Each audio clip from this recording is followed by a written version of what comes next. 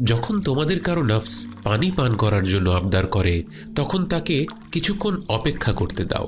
পানি পান করায় কোনো ক্ষতি আছে এজন্যে নয়, বরং এই কারণে যে নফস যেন যখন যা চায় সাথে সাথে তাই পেয়ে যাওয়ার অভ্যাসে আসক্ত না হয়ে যায়।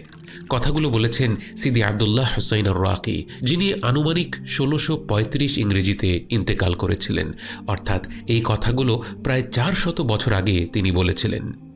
আজ 21শ শতাব্দীতে এসে ইনস্ট্যান্ট গ্র্যাটিফিকেশনের মোহজালে বন্দী হয়ে আমরা তার কথার গুরুত্ব হাড়ে হাড়ে টের পাই। যা চাই তা তৎক্ষণাৎ পেয়ে যাওয়া এখন খুব সাধারণ একটা ব্যাপার হয়ে গিয়েছে। কিছু দেখতে চাইলে মুহূর্তেই তা অনলাইনে স্ট্রিম করার জন্য প্রস্তুত। কিছু খেতে চাইলে রেস্টুরেন্টে যাওয়ার প্রয়োজন নেই, বরং খাবারটি আমাদের কাছে চলে আসে কিছুক্ষণের মধ্যেই। একটু বোর্ড হলে সোশ্যাল মিডিয়া অ্যালগোরিদমে বয়ে আসা ডোপামিনের অবিরাম স্রোতে নিজেদের ভাসিয়ে দিতে পারি নিমিষেই। আমরা এমন একটা সময় বাস করি যখন আমরা সত্যি আমাদের নফসের দাসে পরিণত হয়েছি। এই অবস্থা থেকে মুক্তি পাওয়া আমাদের জন্য অত্যাবশ্যক। আর এর শুরু হতে পারে সিদি আব্দুল্লাহর সহজ এই পরামর্শ থেকে। নফসকে কিছুক্ষণ অপেক্ষা করান, এমনকি তা যদি শুধুমাত্র এক গ্লাস পানি পান করার ইচ্ছেই হয় তবু তার সঙ্গে সঙ্গে পূরণ করবেন না। 5-10 মিনিট অপেক্ষা করুন। এর মাধ্যমে নফসকে বলা হয়, তুমি প্রভু নও, তুমি দাস, তোমাকে অপেক্ষা করতে হবে।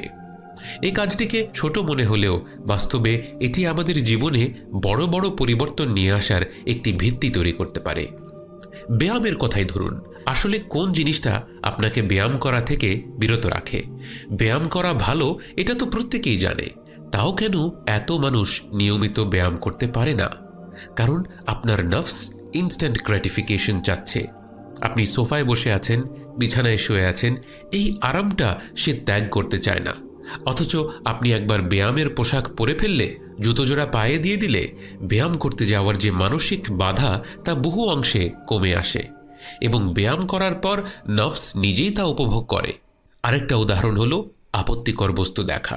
এটা হয়তো বর্তমান বিশ্বের সবচেয়ে গুরুতর সামাজিক ব্যাধি, বিশেষ করে পুরুষদের জন্য। যারা এই কাজে লিপ্ত হয় তারা নিজেরাও জানে এটি একটি খারাপ কাজ এবং এই কাজে লিপ্ত হওয়ার পর তাদের মধ্যে এক প্রবল অনুশোচনা বোধও কাজ করে। কিন্তু তারা নফসের দাস হয়ে যাওয়ায় দুর্বল একাকী মুহূর্তগুলোতে তারা এক প্রকার অক্ষমতা অনুভব করে। অথচ অবাক করা ব্যাপার হলো, আমাদের নফস নিজেই হলো এক পোষা কুকুরের মতো।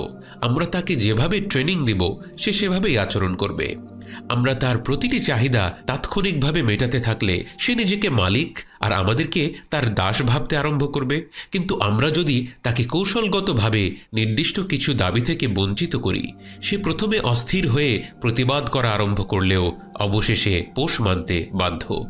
যারা নিয়মিত ব্যায়াম করে তাদের জন্য ব্যায়াম করতে যাওয়া শুধু সহজই হয়ে যায় না, বরং তারা তা প্রচণ্ড রকম উপভোগ করেন।